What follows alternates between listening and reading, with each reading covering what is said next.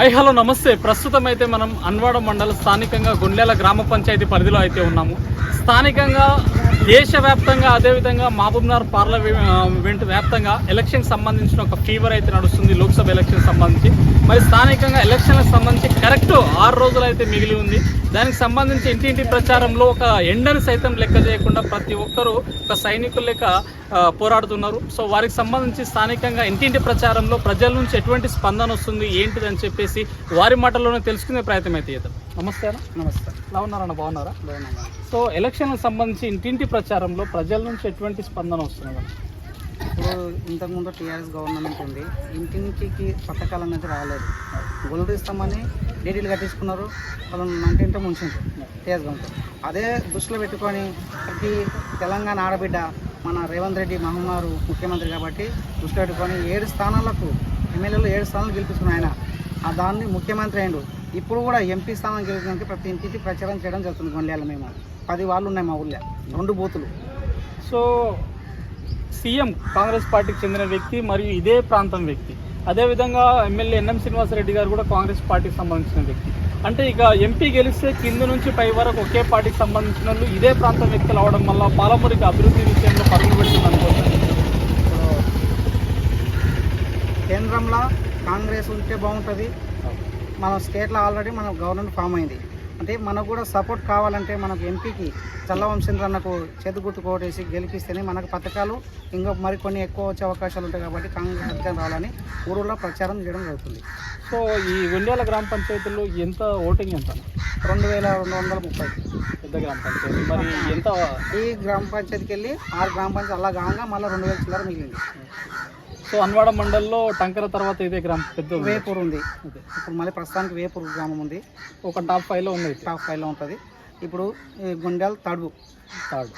అంతకుముందేమో గుండెలే first ఉండే. ఇది 5 గ్రామ పంచాయతీలు అయినాయి అలాగా గుండెల. సో మరి ఎంత మెజార్టీ ఇవ్వబోతున్నారన్న లోక్సభ పార్లమెంట్కి సంబంధించి? లాస్ట్ సార్ అసెంబ్లీ కన్నా ఇప్పుడు రెట్టింపు ఇస్తారా? అన్వాడ మండలికి వెళ్ళి మనము 450 లోలో ఉన్నాము పోయినసారి. కానీ ఈసారి 10,000 మెజార్టీ ఇస్తారని మన నాయకులు కూడా మన ఎమ్మెల్యే గారు చెప్తున్నారు. అదేవిధంగా కష్టపడి ఊళ్ళో ఇంటింటి ప్రచారం చేయడం జరుగుతుంది. సో అన్వాడ అంటే గత 10 సంవత్సరాలు బీఆర్ఎస్కి కంచుకోట లెక్క ఉండేది. అవును. సో అది మళ్ళీ ఇప్పుడు ఆ కంచుకోట బద్దలయ్యే సమయం ఆసన్నమైంది అనుకోవచ్చా? బీఆర్ఎస్ అన్నది మనగడనే నాకు తెలిసి. ఎందుకంటే ఇప్పుడు ఇంతకుముందు 39 వాళ్ళకు వచ్చిన సీట్లు, 39 సీట్లు రాగా ఇప్పుడు ఎంపీలకు నిలబడ్డారు.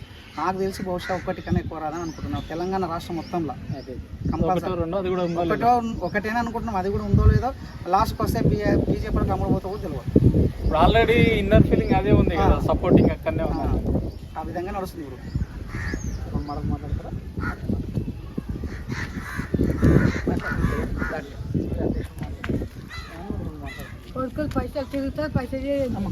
పైసలే నీకు ఉండాలి మీకు ఎప్పటికీ. పైసలే కావాలి. చెప్పండి అన్న, ఇంటింటి పోతున్నారు. ఎలక్షన్ కోడ్ వల్ల సంక్షేమ పథకాలు అయితే ఆగినాయి కదా అమ్మ, 2 నిమిషాలు. సో ఈ సంక్షేమ పథకాలు అయితే ఇంటింటి ప్రచారంలో ఎలక్షన్ కోడ్స్ ఇవన్నీ ఊర్లలో కొంతమందికి తెలియదు. సో వాళ్ళకి ఎమ్మెల్సీ కోడ్ అంటే ఏంది, ఎంపీ కోడ్ అంటే ఏంది, అటువంటి వాళ్ళకి ఏ విధంగా చెప్తున్నారు? చెప్తున్నాం సార్. చెప్తుంటే ఏమంటారు అంటే ఇచ్చిన హామీలు ముందే ఇస్తామని చెప్పారు కదా, అందుకే ఏం లేదు. అవి హామీలు ముందు ఇచ్చితే ఇంకా మంచిగా వస్తుంది. కానీ ఎలక్షన్ కోడ్ వల్ల కొంత అర్థం చేసుకుంటున్నారు. కొంత అర్థం చేసుకున్న వాళ్ళు ఏమంటారు అంటే 500 సిలిండర్ ఎక్కడ, 0 బిల్ ఎక్కడ అంటే ఈ మామనారు జిల్లా వరకే కదా, అన్ని జిల్లాలు అయిపోయినాయి. ఈ మామనారు కాన్స్టిట్యూషన్ కోటి కానీ దీనివల్ల కూడా ఎమ్మెల్సీ కోడ్ పడడానికి దీనివల్ల కూడా మాకు కొద్దిగా అడగడానికి కూడా వీళ్ళు పెట్టుకుంటారు. 100 మంది ప్రచారం చేస్తే ఒక 10 మంది రిటర్న్ అనుకుంటారు. అంతే తప్ప అర్థం చేసుకుంటున్నారు. అది కూడా కొంచెం రాజకీయాల మీద అవగాహన ఉన్నట్టు చదువుకున్న వాళ్ళకు ఎమ్మెల్సీ కోడ్ల గురించి అవగాహన ఉంటుంది. చదువుకున్న వాళ్ళు ఊళ్ళో వ్యవసాయం చేసే వాళ్ళు కదంతా మాకు తెలియదు. 4 నెలలు అవుతున్నది, ఏం చేసి చెప్పండి, ఏం చేసింది అనేది అని అంటారు.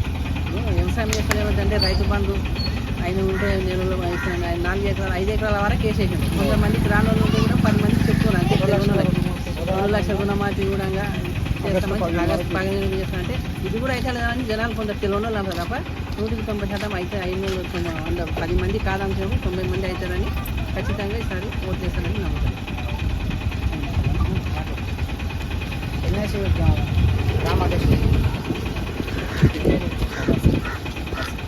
సో ప్రధానంగా యువత ఇటువైపు మరల్చడానికి కాంగ్రెస్ వైపు ఓటు ఎందుకు వేయాలి ఈలో పార్లమెంట్ ఎలక్షన్? యువతకు ముఖ్య కారణం వచ్చేసి దాదాపు 10 సంవత్సరాలు బీఆర్ఎస్ పార్టీ ఏ ఉపాధి కల్పన లేదు. ఇప్పుడు రాగానే మన రేవంత్ రెడ్డి గారు ఉపాధి కల్పన కల్పిస్తుండు, డిఎస్సి నోటిఫికేషన్ వేసిండు. నర్సింగ్లలో దాదాపు 35,000 ఉద్యోగాలు ఉన్న ఫుల్ఫిల్ చేయడం జరిగింది. దానికి అనుగుణంగా యువత ముందు చూపుతుంది కాంగ్రెస్. సో మరి ఈ గ్రామం తరఫున దాదాపు 2,000 పైసలకు ఓట్లు అయితే ఉన్నాయి. సో గత జరిగిన ఎలక్షన్లో కొంత మేరకు బీఆర్ఎస్ అయితే మెజార్టీ సాధించడం జరిగింది. 100 ఓట్ల మెజార్టీ సాధించింది. ఇప్పుడు ఆ మెజార్టీని ఆపి కాంగ్రెస్ మెజార్టీ లీడ్ ఇస్తాం, ఖచ్చితంగా ఇస్తాం. అంటే ఈ 6 గ్యారెంటీలు పక్కా ఇంప్లిమెంటేషన్ చేస్తాము అనే విధంగానే వెళ్తున్నారు. 6 గ్యారెంటీలు పక్కా ఇంప్లిమెంటేషన్ అయినాయి. ఎలక్షన్ కోడ్ తర్వాత ఇప్పుడు కంప్లీట్ ఖచ్చితంగా చేస్తామని హామీ ఇచ్చారు మా కూడా నాయకులు. మేము కూడా అదే ఉద్దేశంతో జనాల్లోకి వెళ్తున్నాం. మంచి రెస్పాన్స్ ఉంది. పక్క మెజార్టీ అయితే ఇస్తున్నాం. సో స్థానికంగా పార్లమెంట్ పరిధిలో బీజేపీ వర్సెస్ కాంగ్రెస్ అనే విధంగా ఎలక్షన్ మధ్యలో ఉంది. ఆమె రాజకీయాల్లో సీనియర్ ఒక మంత్రిగా కూడా పనిచేస్తుంది. ఆమె ఢీ కొట్టడం అంత సులువైన విషయం అనుకుంటున్నాను. మన్నార్ మంత్రి ఢీ కొట్టింది. ఆ మంత్రి అంత అధికారంలో ఉన్న మంత్రిని ఢీ కొట్టింది. శ్రీనివాస్ గౌడ్ని అయిపోయింది. ఇప్పుడు ఈ కళ్ళు మూసుకొని మామూలు చల్లగా ఉంచి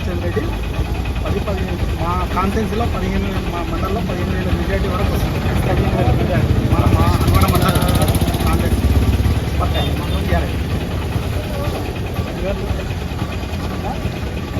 సో ఇది ఏదేమైనా ఈ ఎలక్షన్లో 100% మహబూబ్నగర్ పార్లమెంటు నుంచి స్వయంగా సీఎం రేవంత్ రెడ్డి గారి నియోజకవర్గం కూడా దీంట్లో ఉంది. కాబట్టి పక్కా పైన కాంగ్రెస్ అంటే సీఎం కాడ నుంచి ఎమ్మెల్యే, ఎంపీ మొత్తం ముగ్గురు ఒకే పార్టీకి వ్యక్తులు ఉండడం వలన నిధుల విషయంలో, ఫండింగ్ విషయంలో పాలమూరు పరుగులు పెడుతుంది అనుకోవచ్చు. కాబట్టి గుండెల గ్రామ పంచాయతీ నుంచి కూడా దాదాపు మంచి మెజార్టీ అయితే కాంగ్రెస్ పార్టీకి కట్టబెట్టి రాబోయే కరెక్ట్ ఒక 6 రోజుల్లో జరిగే పోలింగ్ సంబంధించి ఓట్ల రూపంలో ఏదైతే కాంగ్రెస్ 6 గ్యారెంటీలు ఎలక్షన్ కోర్ట్స్ వల్ల ఆగిపోయినాయి, ఆలస్యమైంది తప్ప వేరే ఉద్దేశం అనేది లేదు. కాబట్టి కోర్ట్స్ జరిగిన వెంబడే అభివృద్ధి అనేది పరుగులు పెడుతుందని చెప్పేసి మనము గుండెల గ్రామస్తుల యొక్క మాటలో తెలుసుకునే ప్రయత్నం అయితే చేస్తాం.